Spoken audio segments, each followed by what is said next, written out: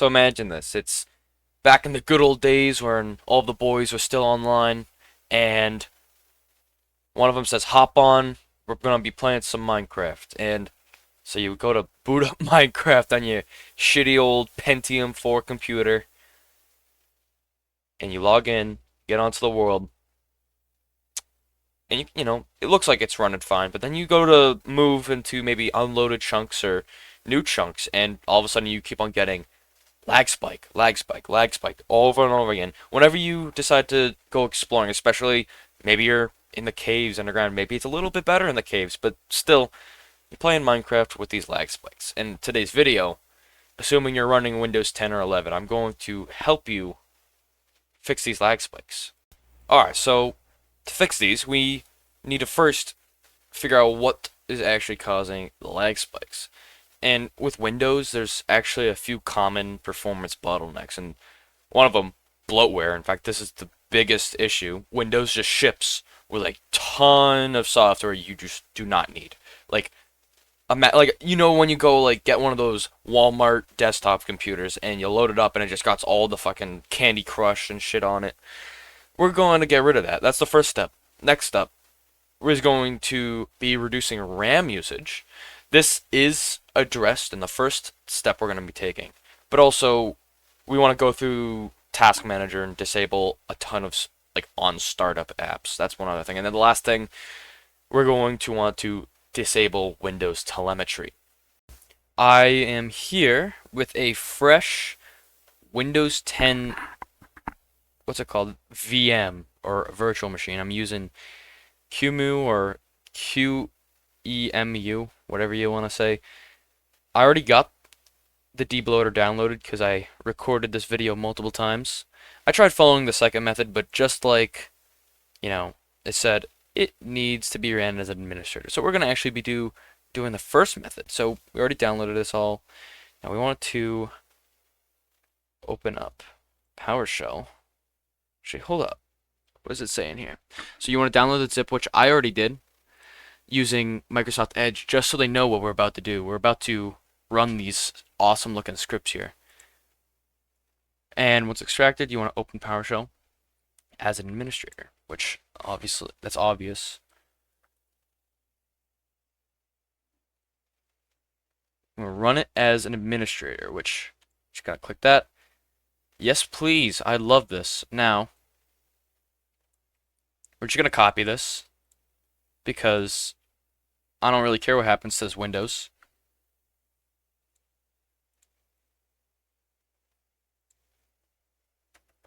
Wow. Okay, my VM's definitely having some issues here. I'd like to copy it, please. There it goes. Just enable that. Now we want to basically change the directory to where we have this, which we're just going to double click the taskbar up here. We're going to copy it and we're going to paste it in. My username is sniffed27. I also forgot we do need to actually use the cd command because cd's nuts. Perfect. Now we want to run the GUI because it's better.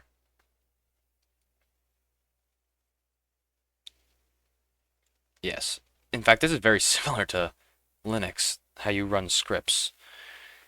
I'm going to just copy the file name because I'm just cool like that. I'm going to actually use... Oh my goodness. Thank goodness they have the undo delete. I'm going to rename, I'm going to copy it, hit enter, keep it with the same name, and we're going to paste that in. Now, should load up a GUI. Perfect. Now you can just go hit buttons willy-nilly if you want, because these basically just do what they say they do.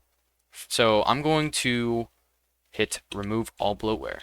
I already attempted to run this once as a not administrator, but it should work now. Basically, it's going to go through and remove all this garbage. It's going to open some windows. It's going to do... Basically, it's going to give your Windows a nice, deep clean. It's going to get rid of all default applications, or sorry, no, pre-installed applications that you probably wouldn't need. And look at that.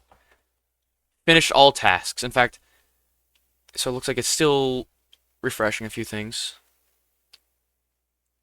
But this means, if we can find the GUI, so we already got rid of the bloatware. That's the first step done.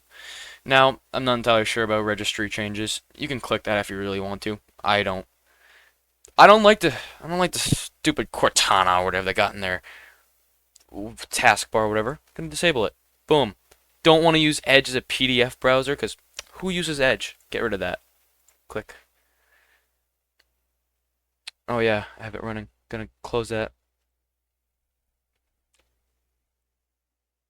Now, we can force enable the dark theme, which I already have enabled. I already clicked that button. Now, I don't like OneDrive. I'm gonna get rid of that. Let's see here. Now this button here, this is my favorite button. Disable telemetry slash the background tasks that collect your telemetry. Of course, it's in uninstalling OneDrive. This might take a bit, or maybe not. This Windows install only took 20 gigabytes to install, which is actually not bad at all. And right now we're clocked in at roughly 4-minute 30-second mark, so we're doing pretty good for removing all of these issues from Windows. VM's having some troubles. Alright, I'll just click this. So OneDrive successfully uninstalled. So you're not going to get that in your task, or not task, you're not going to get this in your file manager. And lastly, I want to disable telemetry. Look at all of those telemetry things. All of that, all turned off. When I was making this Windows VM, Microsoft asking for every single thing under the sun about you. He wants your Microsoft account, all this stuff. And there's this stuff that I still haven't even seen in the installer. Got like diagnostics tracking service. I wonder what they're doing with that. So, and then last thing, you can remove the bloatware reg keys, which you probably don't even need. It's just background services. And now you can even unpin tiles from start menu. Look at that. Bloatware keys have been removed. And you can even install the Net framework if you want. I'm not going to because this is a VM, and I'm going to nuke it. But as you can see, everything looks to be good now.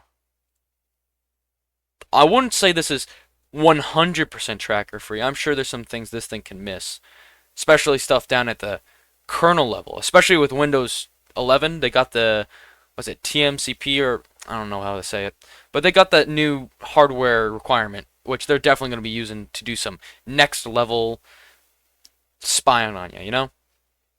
But yeah, that's basically the gist of it. So you can close this out, close this down, and boom, you basically have a 100% tracking free Windows computer now. But now we're going to get into some more stuff and more actions you can take after this, which I need to quickly stop the recording. So now let's say you want to get a little bit more advanced. Let's say the Windows 10 debloater ain't cutting it for you. Let's say like your computer, you know that your computer just has a little bit more just oomph left over. You know, it got a little bit of that juice left over, and you just have a slight hunch that you just won't be able to convince Windows to give it back. You know. Well, there's this option for advanced users, and you might get a little hesitant. But before I tell you what it is, and honestly to other people it might be obvious, especially because of the thumbnail, I'm going to have to tell you a story. So get this. I had this ancient computer. It was a desktop one. It was the same one in the other story, actually. And there was this time I bought a game, right? And so I buy it, I installed it, and then I go to run it, and it's like checking system requirements, and then an error window would come up. And it says, your computer does not meet the minimum requirements. And keep this in mind, this was before Steam and all the in Steam how they have like the what's it called, the minimum requirements before you bought the game. You know, it'd be like, oh, this is the recommended specs and all this stuff. This is before that, so you had no way of knowing if the game's gonna run good. I mean, of course you could probably look and tell by the game's quality and be like, oh wow, my Pentium 4 ain't gonna run GTA 5. Anyways, I was a dumb kid, but still, this game, it just wouldn't even let me try to run the game. It just like, yeah, your computer's stupid enough. We ain't gonna let you even try to play the game. Get this. So I returned the game after buying this game, and I think the game was, I forget what the game was. It's like Spore or something stupid like that. You had to use EA's special launcher or whatever. And so I go and pirate the game like a month later because I still really want to play it. And funny enough, the pirated version just lets me play the game without any stupid requirement checks. And don't get me wrong, the game runs like shit. It runs really bad, really slow. But I go into the settings and I tweak the settings so all the quality's lower and stuff. And I actually get the game to run at a reasonable 20 FPS. And if you're running on a whatever it is, an old Pentium, that is perfectly fine. That is acceptable, especially because back on that computer, I struggled to run literally any game. So it just complete and utter BS. Like, imagine if that game just didn't have to be pirated to circumvent that. Like, it's almost like the whoever made the game just didn't want you to use the game if you had a shitty enough computer. It's almost like they just wanted to kind of take your money. And that also goes to show is that that computer had a lot more power, assuming you optimize the game. It has a lot more power than the developers once thought, right? 20 FPS, that's really good.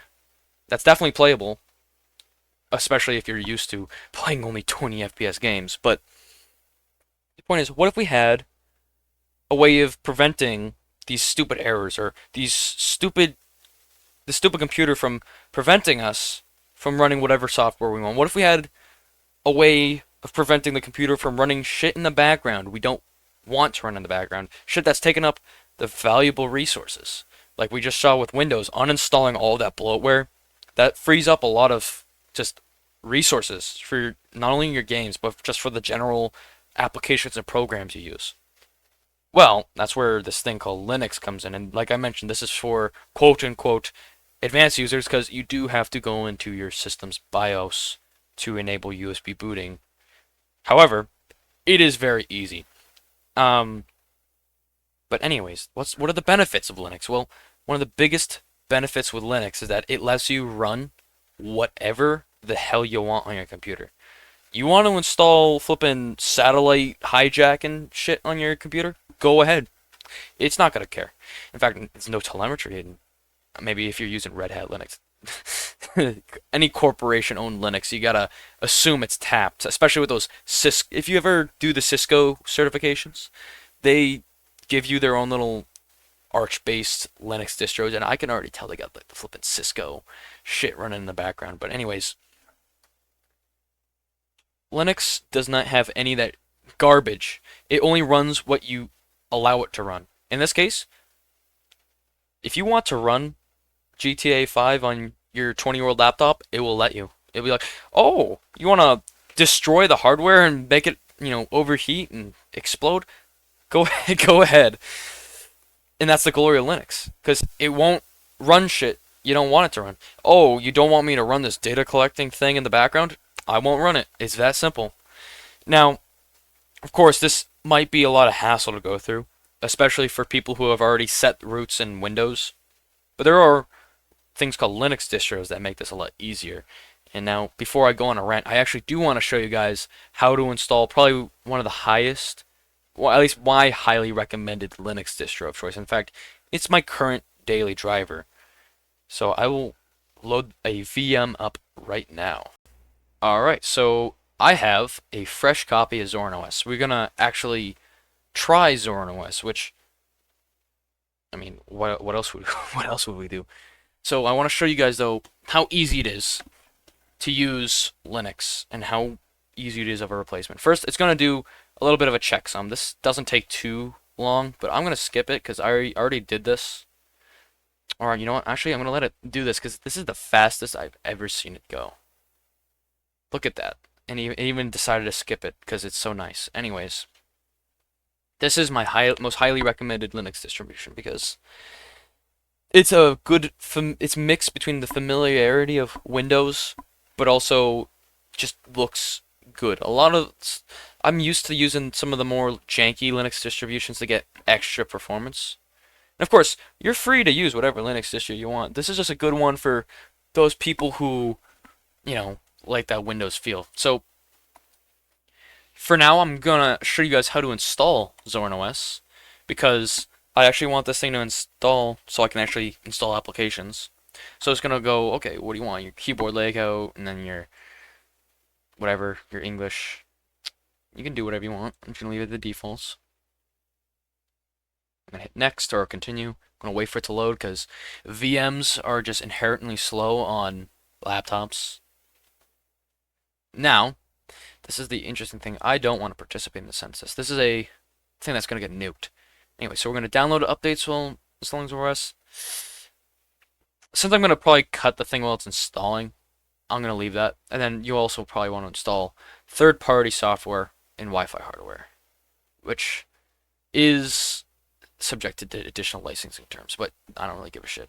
So you sometimes here, let's say you have Windows installed, it'll actually detect that and install Zorin OS alongside it. So let's say you limit how many gigabytes Windows has. So maybe Windows only has 100 gigabytes, and then you give the rest of your terabyte hard drive to Zorin OS. That's what I did on my laptop, and that's good because I use Windows very rarely for some very, very rare programs that only run on Windows.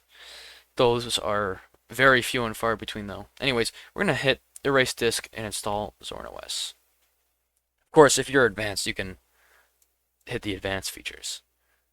Now, it wants to know where you are. I'm going to probably... You know what? Guess where I am. I'm wherever that island is. That's where I am. That's where I live, guys. Go find me. So now we're going to type in our name. I'm going to do...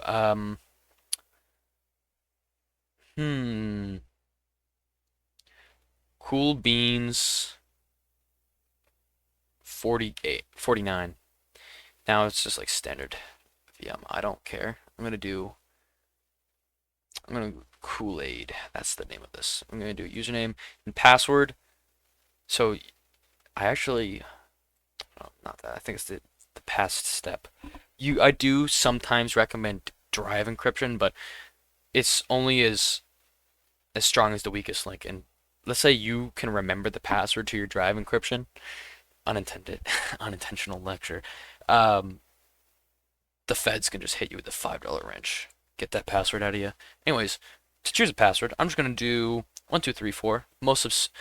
The absolute most secure password. I'll let you guys log into my VM remotely. Now we're gonna log in or install. And this is gonna take a bit, but it's gonna go through all this garbage. It's gonna ask you to take the drive out and then reboot. Anyhow, I'm gonna stop the recording here, or I guess pause it. And well, where the hell is my mouse? I need to end the recording. Let me Control Alt G. There it is. There's my mouse. Alright, I'll see you guys once this thing's done installing. Alright, so our Zorin OS is fully installed, and I rebooted and removed the installation medium. And we have our Cool Beans 49 account, which the password is 1234, if I'm correct.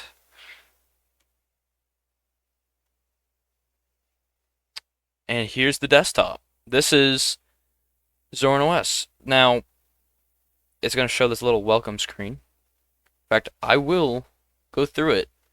Look how magical it is, guys.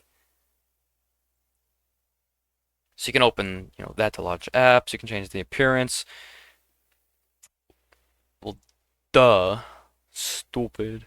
And then, this is the interesting thing. It lets you connect even Nextcloud, which I might make a video on in the far future.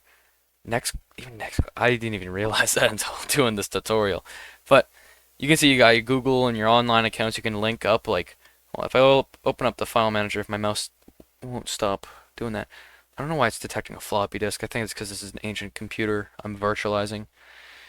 In other locations, you can add, I guess you can add Windows networks, but you can add Google Drive and stuff, which, if you use Google Drive, that's perfect. And then We got Zorin Link, which means you can send clips and control like what's playing on your computer from your phone. And then, obviously, just find and install your games now.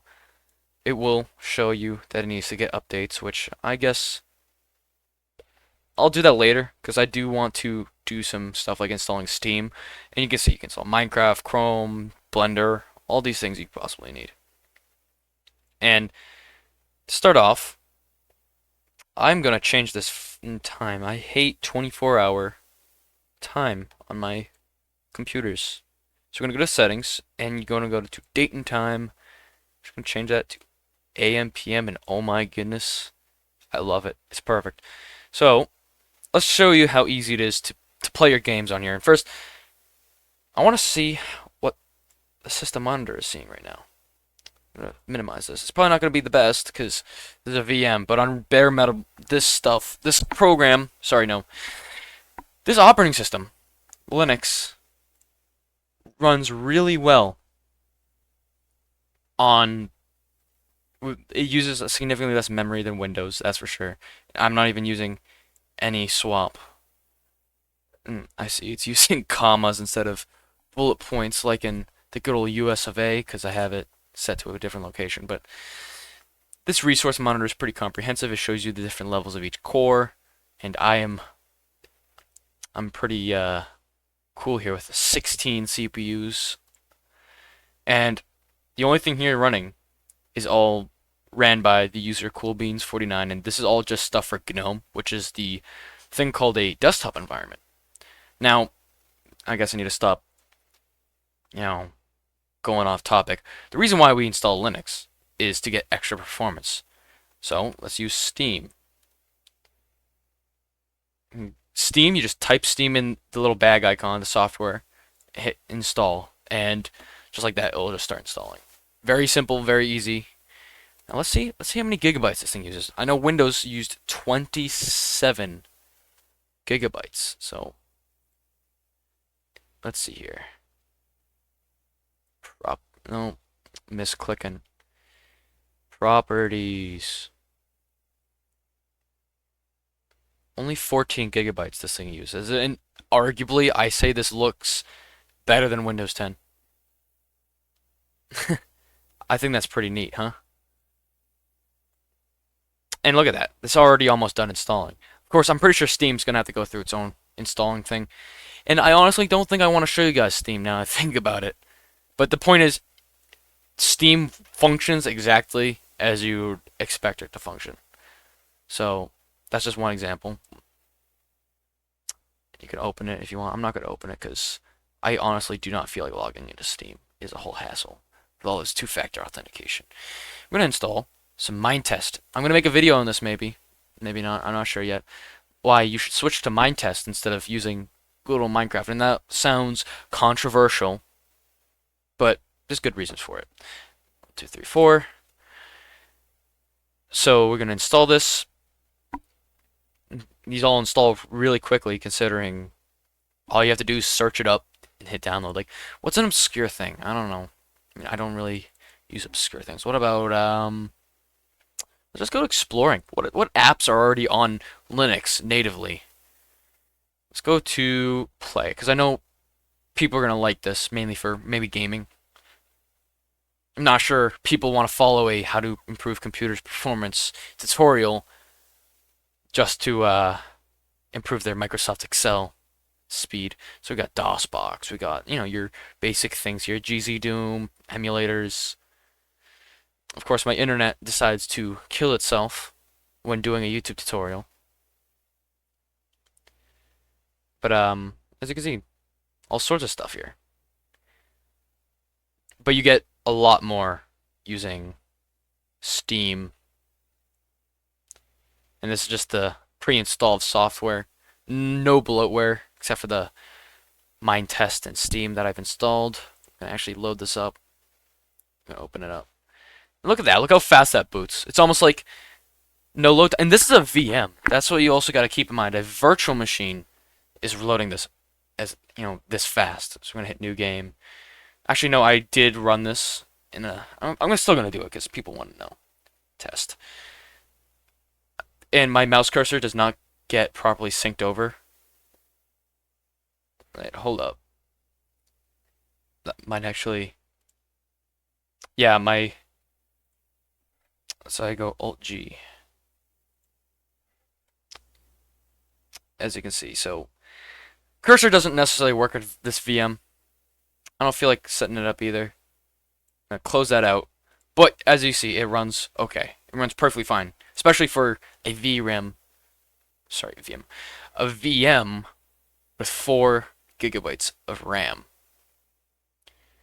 Now, I guess we can go ahead with Steam. I do want to make this a valuable tutorial. Just gonna hit open. But logged into Steam, and I loaded up specifically the Steam settings. I don't want to show you guys any of my personal information because that's bad OPSEC. Anyways, so you want to go to the compatibility thing down here. This is probably the only step you'll have to do different from like the Windows version. And all you have to do is click this right here. Of course, you're going to have to restart it, or restart later. But it's going to let you select all this stuff. It's going to just keep it the default. It'll most definitely work. If not, you can just look up like a YouTube thing. But point is, that's how simple it is to get Steam working with Linux. I don't really feel like installing Steam garbage on a VM, because I am just going to nuke it. But that is the GIF. In fact, I'm going to probably do a video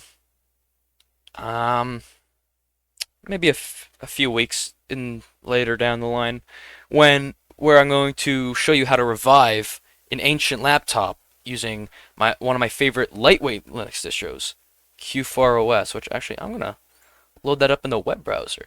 Alright, let's see here. Q4 OS. This is my recommendation for older systems. It's definitely not a looker.